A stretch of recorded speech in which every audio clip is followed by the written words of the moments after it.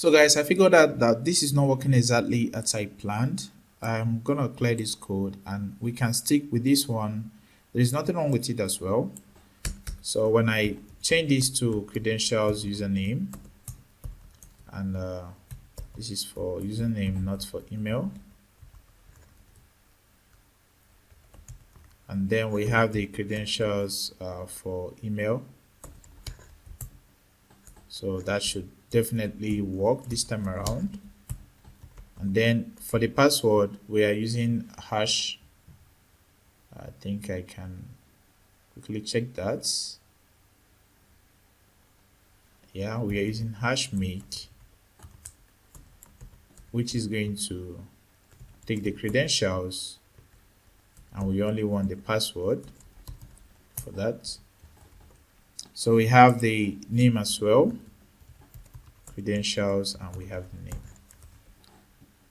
So I don't know why the create didn't work. I can just go ahead and click on users and delete any existing user there, and let's just send and see.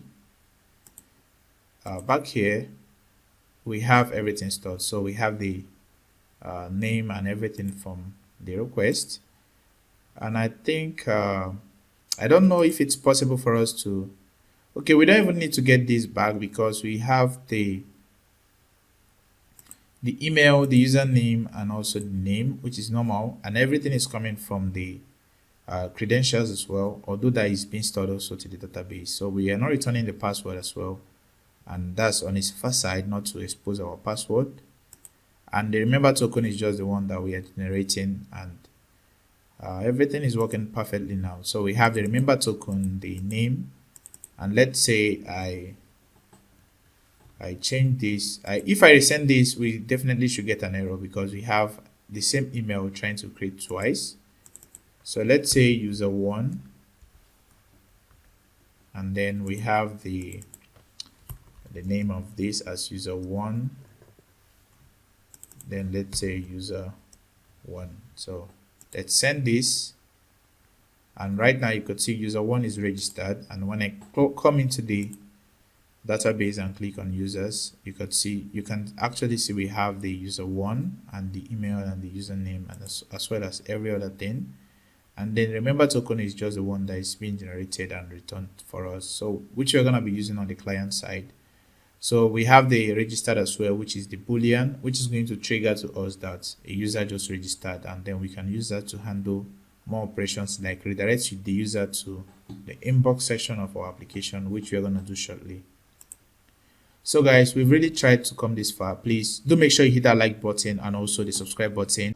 And this time around, let's focus on the login. We are done with the registration mutation or the register mutation. So that's actually register user mutation. So which is very quite simple for us. And for the login, it's just a little similar to the register mutation, but its logic is totally different as well. So normally we need the credentials for the email and password, and right here we are not returning just email and password.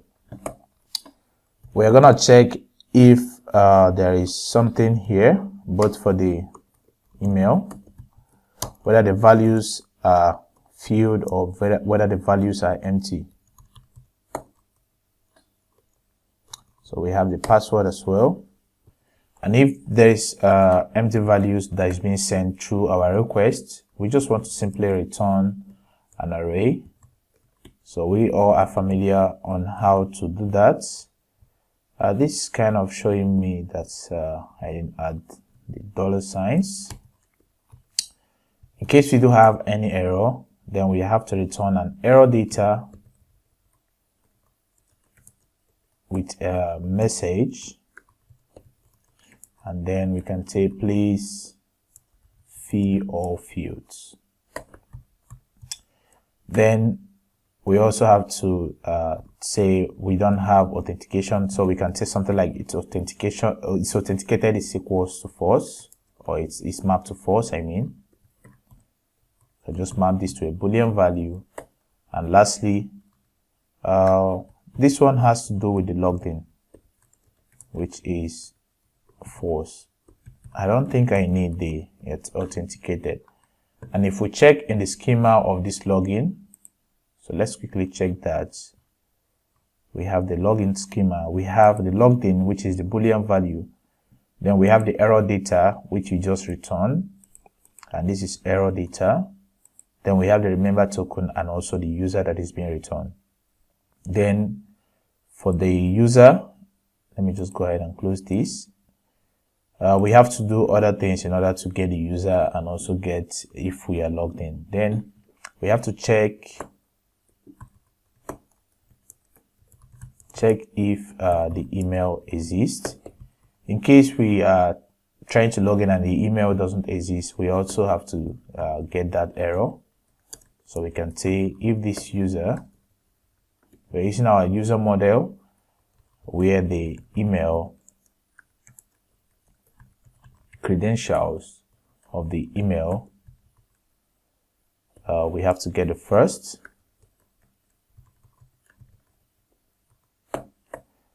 This is actually going to be a Boolean value because it's checking whether the email we just sent out, we are looking for the first availability of that email in our database. So if we return something like true, that means that the email does exist, but if we return false, the email doesn't exist. Then also we have to check for our password.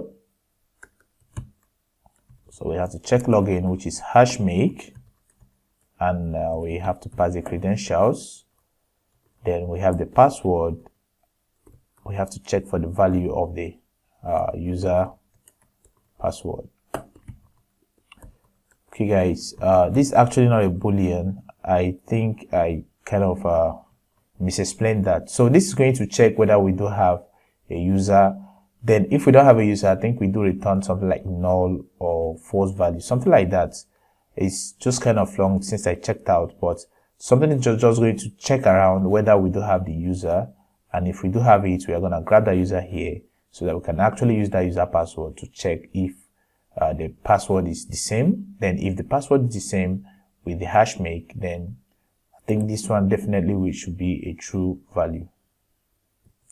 Next thing we have to do is to check if the password is correct and the user exists.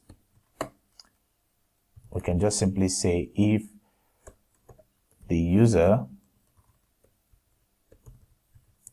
if we have a user and also we have the check login, this is just going to return true because on a norm, we don't have a user, maybe a null value or an empty standard class value, something like that. But for the check login, is going to return either false or true. Then we also have to just make sure that everything is false. If this is false, we are going to return an error data.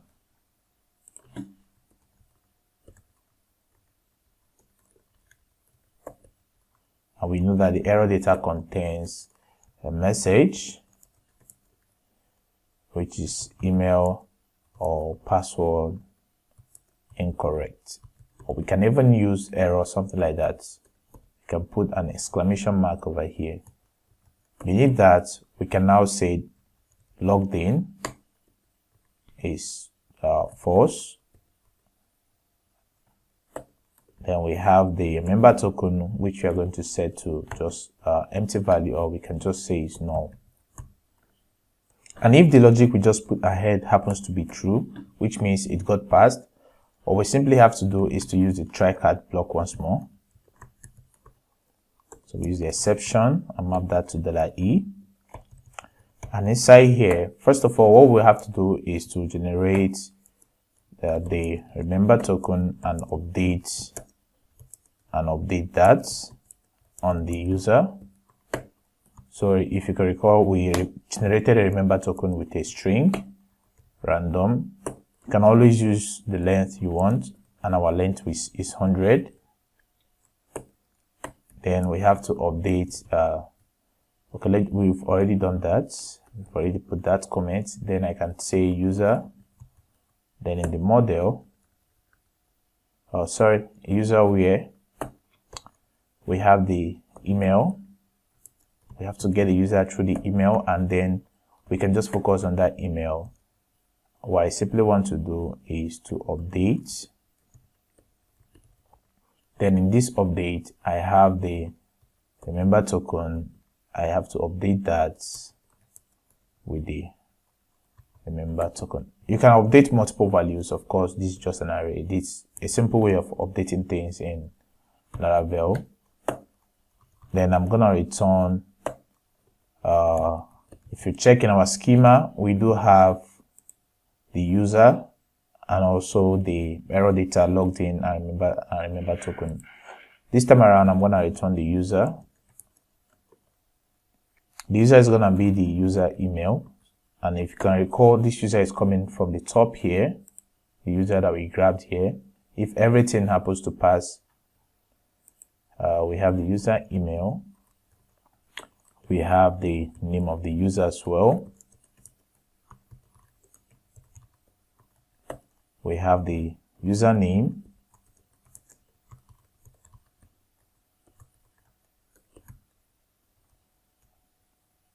And this, it's supposed to be inside an array.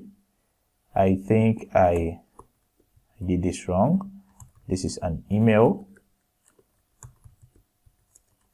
So it's just a minor fix.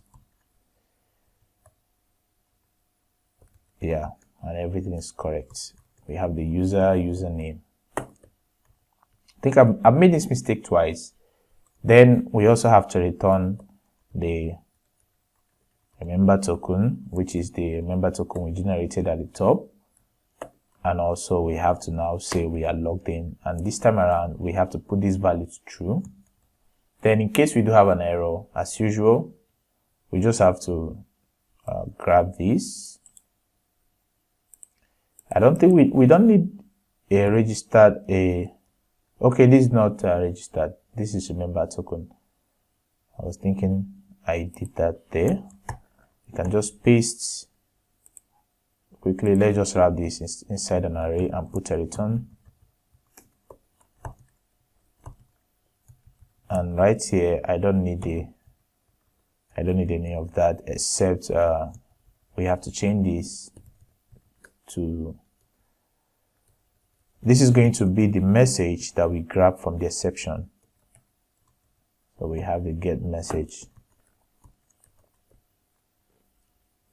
And this time around, let's go ahead and test that out. Right here, I'm going to change this to login. So I think it's a convenient thing if I can copy this. Sorry for that. I'm going to create a readme file. I can just quickly, let me just quickly do that.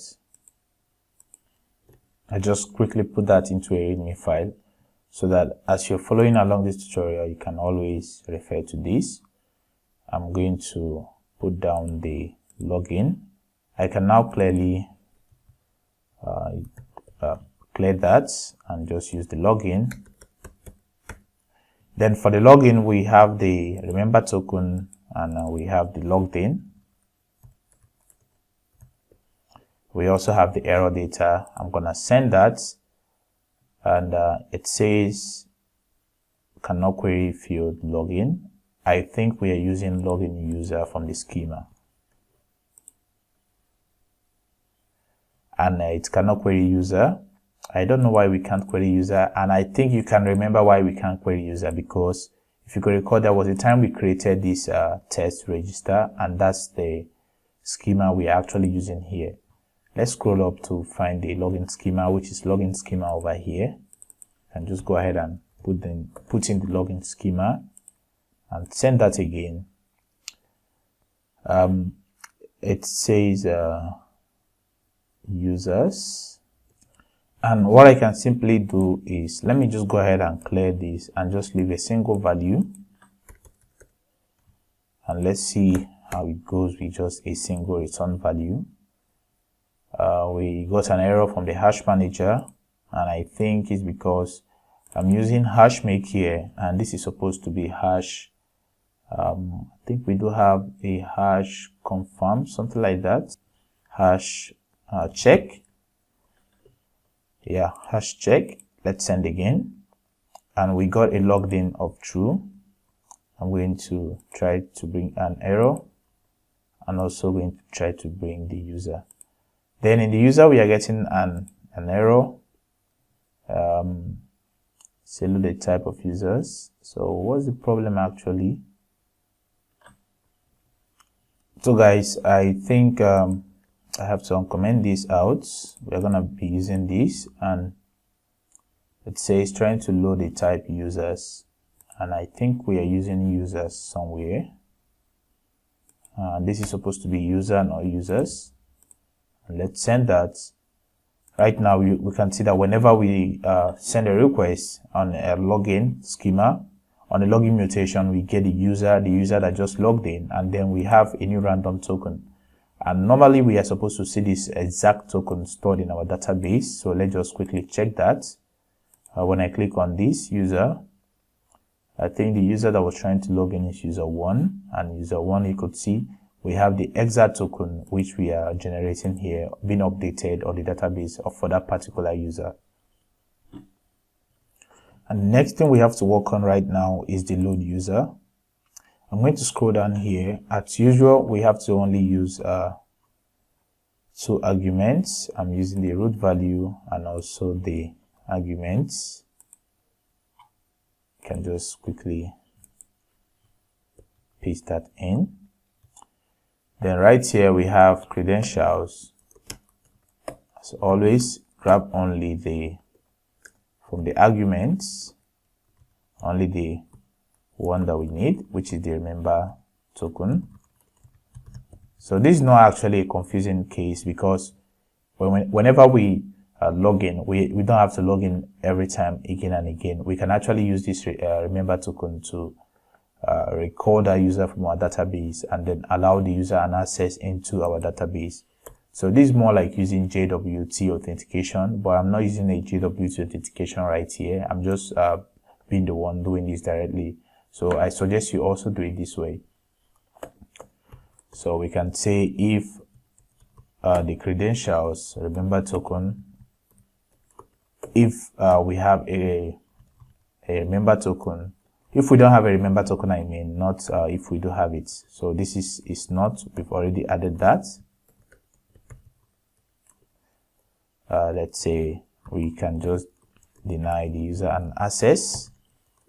And if we check in our schema, I think in the load user, if we do have something like that, we do have an access.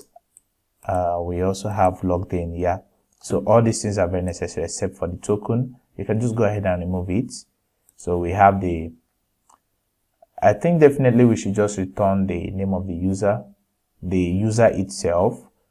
We can just return it partially, the ones that we need. We don't need all the details, or we can return the name and email, which is very, very essential, but we don't need the password of the user to be returned or any other thing for now.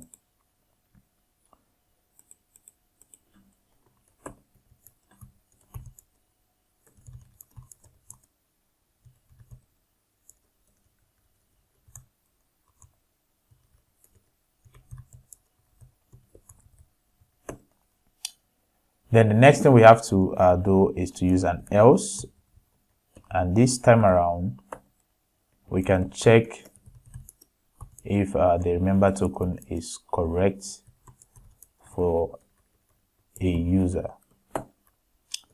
Then we can go to the user record, and then we use the user, and then we can use the where. And right here I'm gonna check. We can perform multiple operations here using the array, but let's just stick to one. We have to check if the credentials of the remember token that we are sending is correct.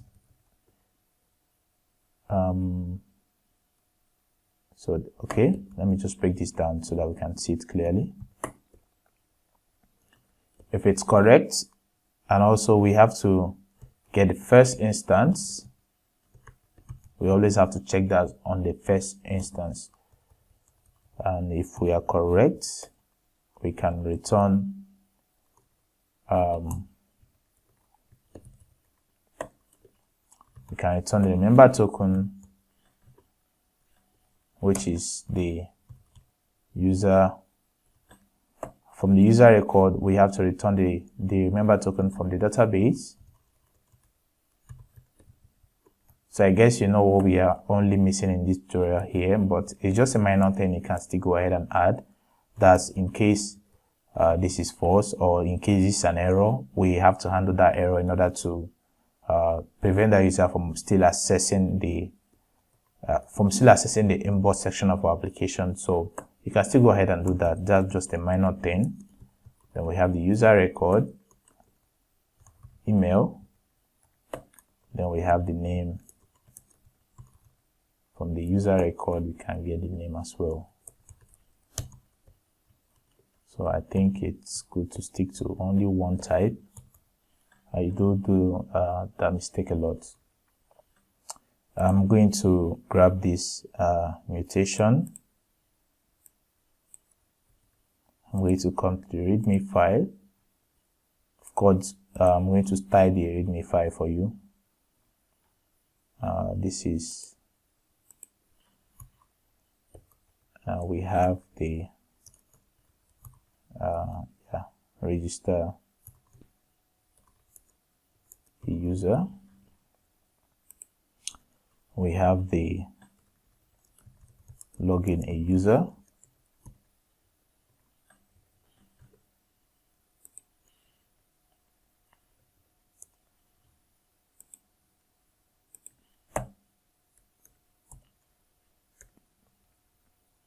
Register a user and login a user. So that's it.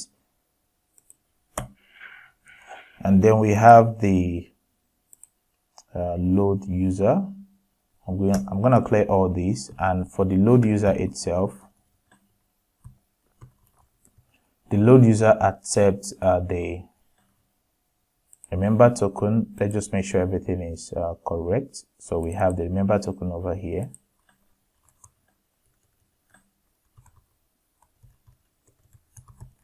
And we are gonna add this value.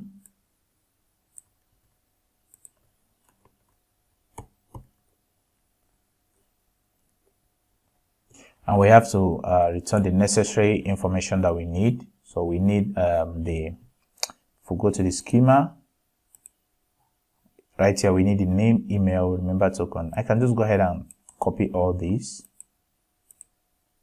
So that kind of simplify our task, and then we can play all these.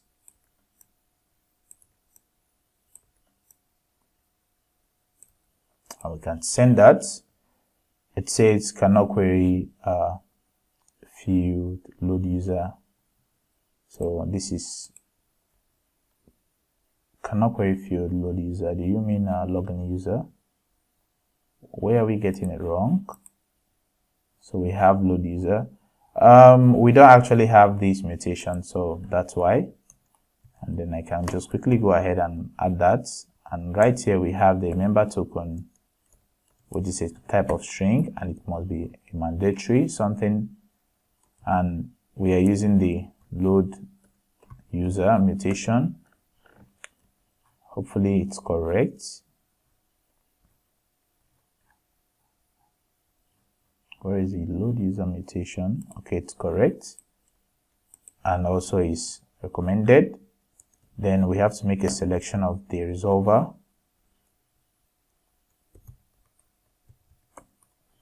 Then in that resolver, we can just select the public function that we want, which is the load user. And I think it's spelled correctly, no? So this is an underscore here and a smaller case. So let's send. You could see we returned exactly what we need. We just need the name, email, the remember token.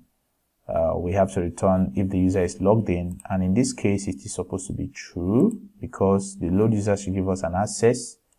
We are returning null here because we didn't add that.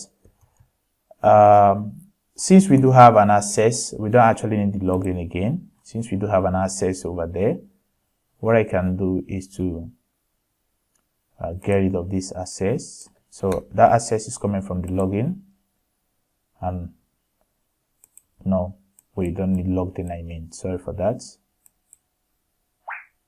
For the load user, okay, for the load user, we do need the logged in, but we don't need the access. So I can change this to logged in. Yeah. And everything is working perfectly and everything is working as planned. And this is for the load user. And one more thing we have to work on is the get users. Then for the get users, we also have to grab our values from the arguments. I'm just going to quickly copy that. And then copy this as well. Down here, we have to return all other users except the current user.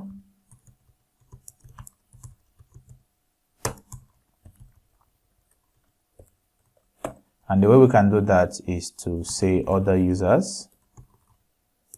Then from the user, we use the where clause again.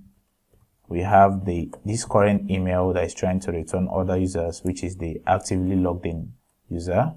It's not equal to where all the email in database is not equal to the current email address. So that solves it, and we just have to return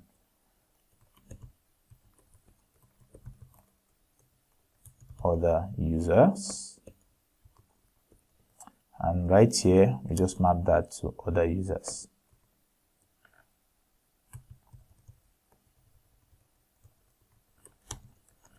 And if we check in our schema, we do have, I think we do have other users.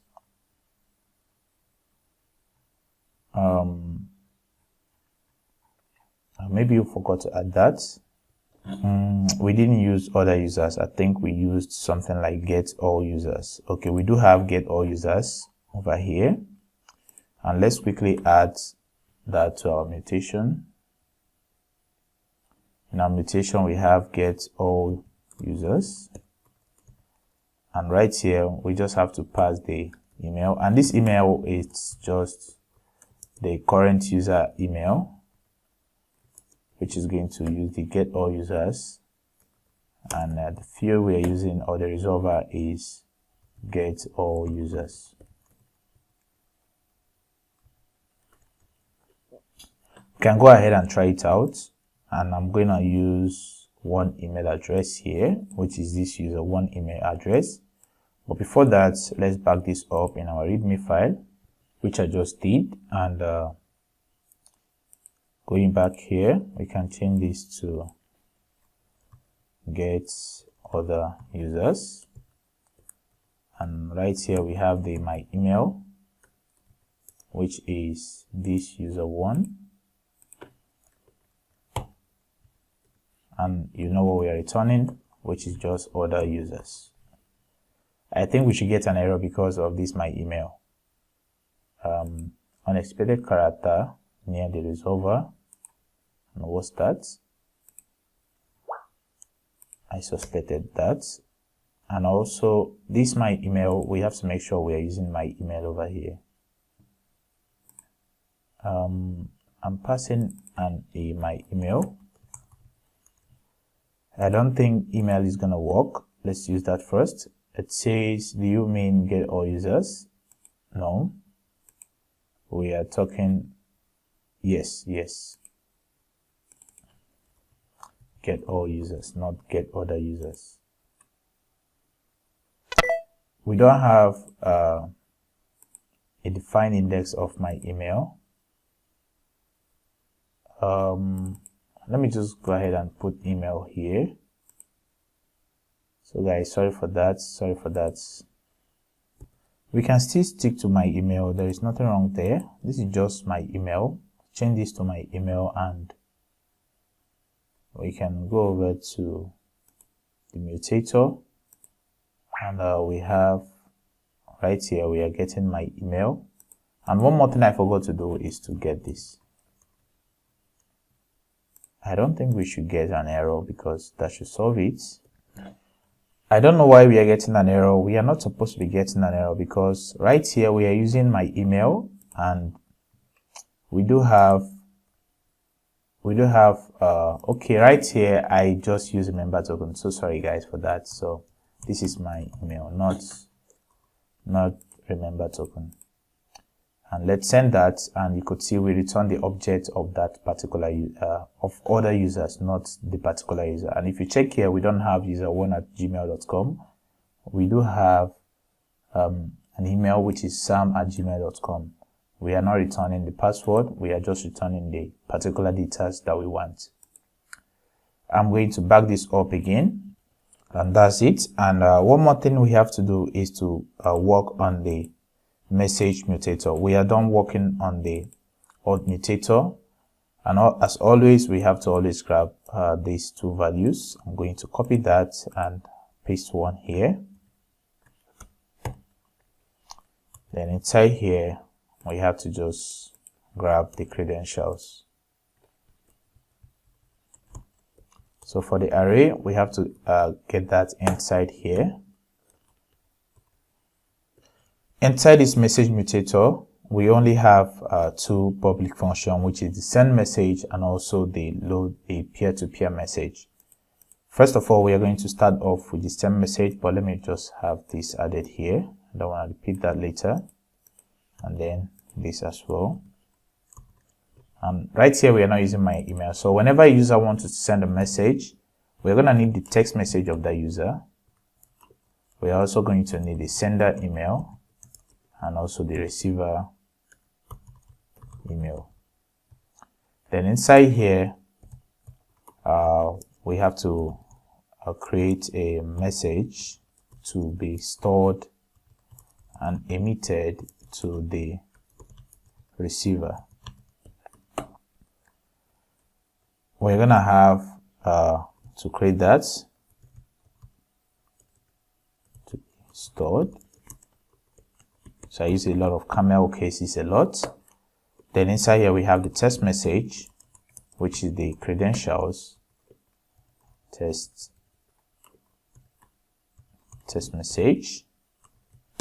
I'm just going to copy this.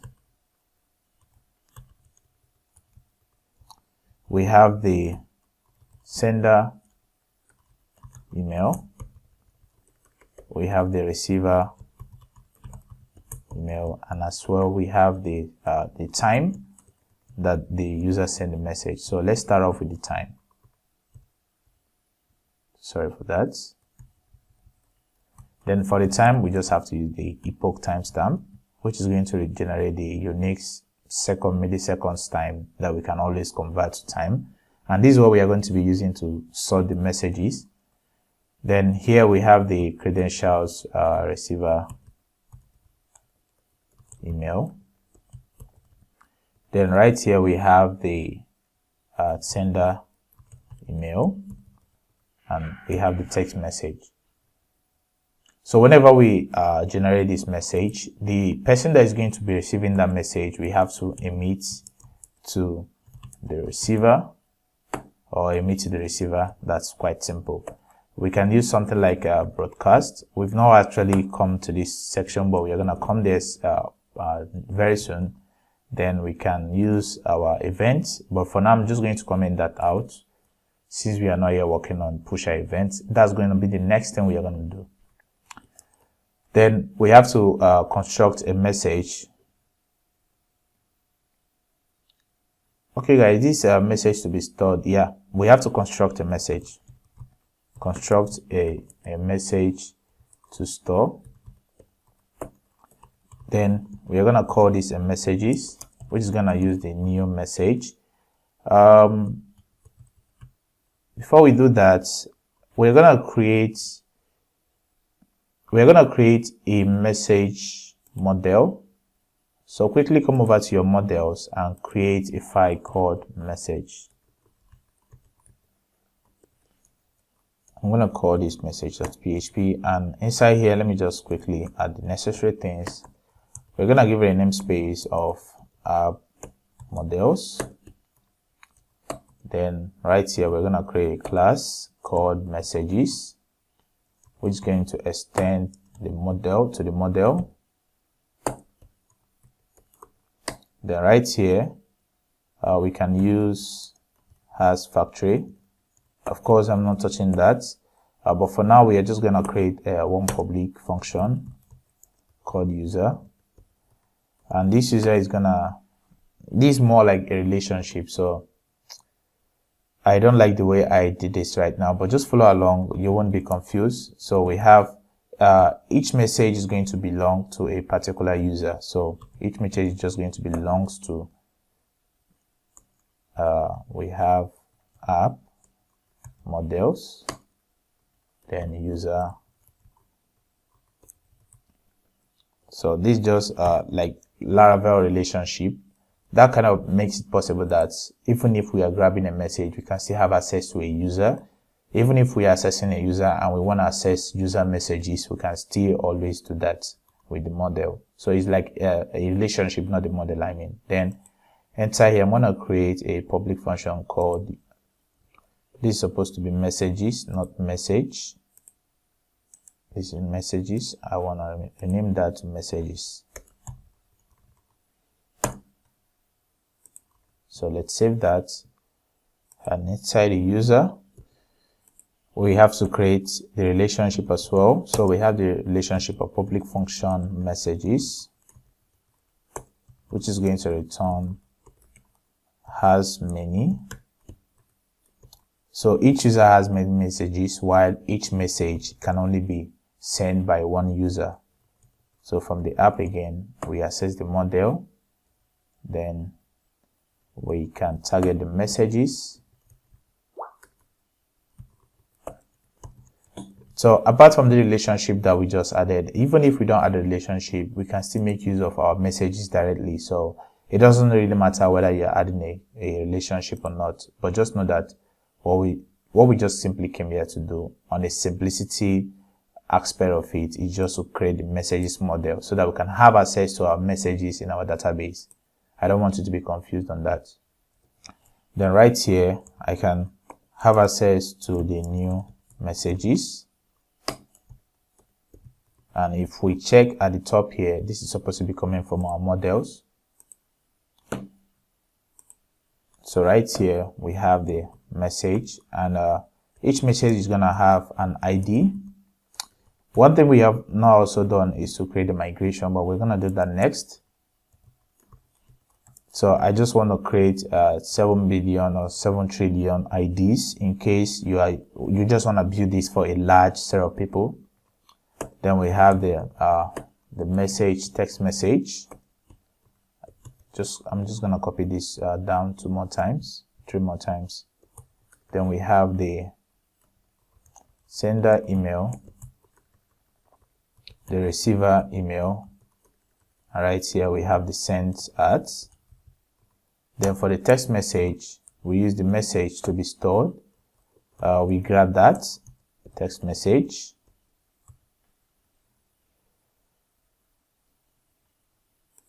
Then for the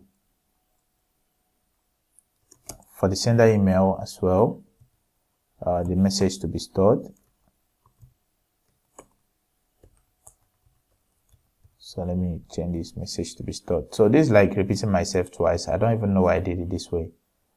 But anyways, it's not bad because I think in some case we still use this. And right here, we have the sender email. Right here, we have the receiver email. And right here, we have the sent at.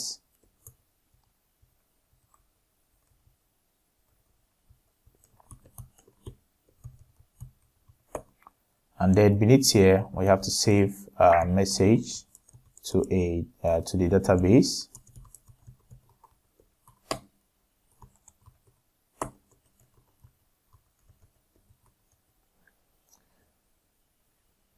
So we just simply return the message to be stored. So it's not even bad if we also return this way, because imagine that right here we still created a fresh array to return all this. It will be a whole bunch of work, but joining it together into a simple array and trying to access them and then return that message is also cool. Then I think it's best that we test this out. so that we can actually know that it is working perfectly. I'm just gonna go over to the mutation once more and make sure we have that mutation over here, and let's just go ahead and add that quickly. Then for the send message, we're gonna have some couple of things like the test message, which is a string and it's mandatory. We have the sender email, which is also a string, and we need that, and also the receiver email, which is also a string, and we also need that. Then we're gonna have the message schema. I can change this to message schema. There's nothing wrong with it. So let's scroll up and change the message to message schema. This kind of makes things very cool for me. And on your own convenience, you can change all these to schema. I think it's very wise. I quickly did mine, so you can just go ahead and do yours. And we need that, which is mandatory, and then we can select the resolver, which is going to be the message mutator at the first one is the send message.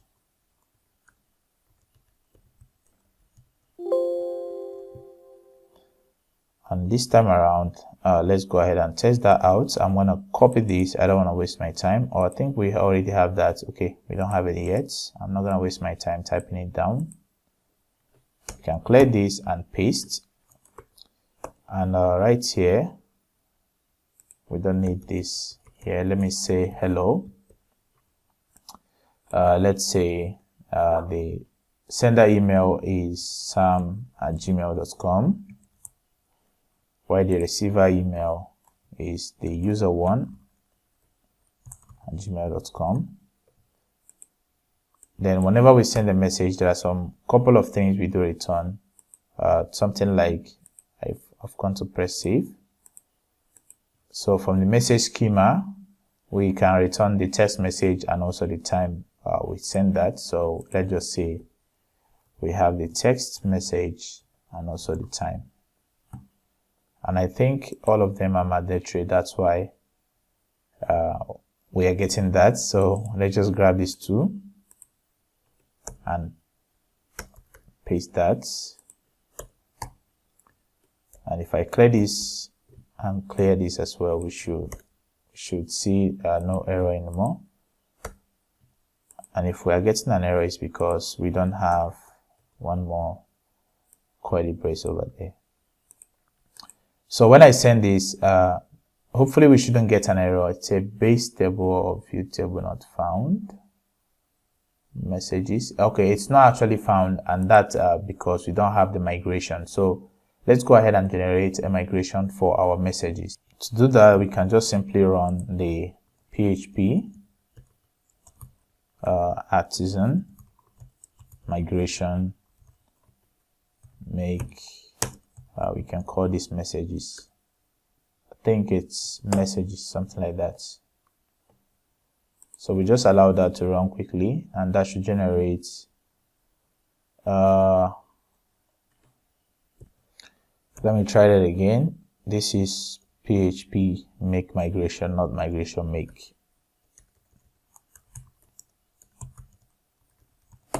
And hit enter, and it should create the messages migration for us.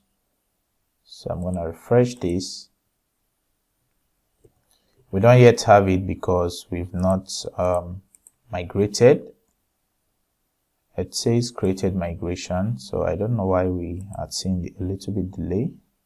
So we have it, but I think we did something wrong here, which we are going to try to fix this up. This is not going to be just messages. We have to add create messages. Let me just terminate that. So we have create messages. So let's hit enter, and it's going to create that for us. And let's add the necessary things that are good for us here. So inside here, we have to add some other things like the text message. We have the string, and this one is text message. I'm gonna copy this, and down here we have also a string of sender email, a string of receiver email, and also a string of sent at. Let's go ahead and save that, and this time around, if we run PHP artisan migrate, that should definitely migrate the messages for us. So we created that table messages. Let's go ahead and click on this, or best for us to refresh it, and then right here you could see we have the messages, and inside the messages we have every other thing that we just added in the migration. And one more time, when I click on this, we are not supposed to be getting that. It says messages schema time, and this is sent at not time. We can't query field sent at. If we can't query it, that's probably because it's not inside our schema. And in the same message, we have the message schema, and in the message schema, we're using the sent at. I'm going to save that and send again. And right here, you could see whenever we send a new user, let's say a new message to user, and click on play, you could see we definitely return everything that we need from that. So if you can, why I like GraphQL, you could see that we don't have a sent at over here, but you see we return the sent at from the response, and you can see the time that we just returned. So we can use this time to sort our messages for peer users that are chatting together. So guys, one more thing remaining now is to work on the load peer-to-peer chats, and I'm going to back this up as well. And before we proceed, let me just go ahead and add it in the schema so that we don't come back. I can now clear this. We don't need that anymore. Then right here we have the load P2P chats. Then the load P2P chat is going to take the sender email. So whenever we click on a user to chat that user, there are two things involved, which is the sender email and the receiver email. That means that there is a user trying to send, and also there is a user trying to receive. Then it's going to use the P2P chats schema. Let's just say P2P chat schema, which is going to have a resolver of message Mutator at load P2P chat. Then I'm going to change this, copy this, and just change this P2P chat to this. So this is simply telling us that we are going to load messages for those two users that is trying to chat. That's it, nothing more, nothing less. And then let's go over to the message Mutator and work on that quickly. In this load P2P chat, it's okay guys, let me do it this way. I don't need this, I don't need that. Let's say whenever I click on a user, I want to load all the messages. Why I want to load all the messages is because I want to sort every other thing from the JavaScript side. I don't want to sort it here because it's kind of more long for me here, because I don't want this tutorial to be more complicated. You can also do it on PHP, but it's something that we're going to talk about when we get there. So for now, let me say I'm going to load all the messages, which is messages all, and I'm just going to return that. So we're going to know the reason why we did this way. So let's just follow along. I always forget to do that. So this is messages. And I don't think we even need any of these. We don't. And the schema, I don't need this as well. It did be wise for us to use it, by the way. It did be wise. Let me just bring that back. Let's just leave it in case maybe you want to do one or two things, you can still go ahead and give it a try. For now, whenever we want to load a P2P chart, we have the these two things there. I'm just gonna clear this. I'm gonna paste this. Let's say the person that is sending is user 1, and the person that is receiving it's sam@gmail.com. I don't expect anything yet. It says must have a subselection. Yeah. So the subselection, if we check in the schema, we do have just messages. So let's send that again. And we don't have anything because you could see we are trying to get some things from the P2P chat data, but we are not returning anything. And the P2P chat data, it's an object of arrays. So, and that's because we've not yet done anything. We did something here, and right here we also got that back. So definitely we should return. We have messages here. This is load P2P charts, and in the message mutator, load P2P charts. So guys, the problem is simply coming from here. So let me just say text message and send this. It's supposed to be returning an object of arrays, an array of objects, I mean. So the problem, I think, is because we are using message here, why this is supposed to be messages. So let's send that again. And right now you could see we have 3 messages in our database that we sent using the send message. So that's simply what we just returned. And I think I can try to return a user and the name. Because of relationship, we should definitely get that. We can't query that field because we don't have it. So let me say I come to the schema right here, and let's say I want to return a user, and we know that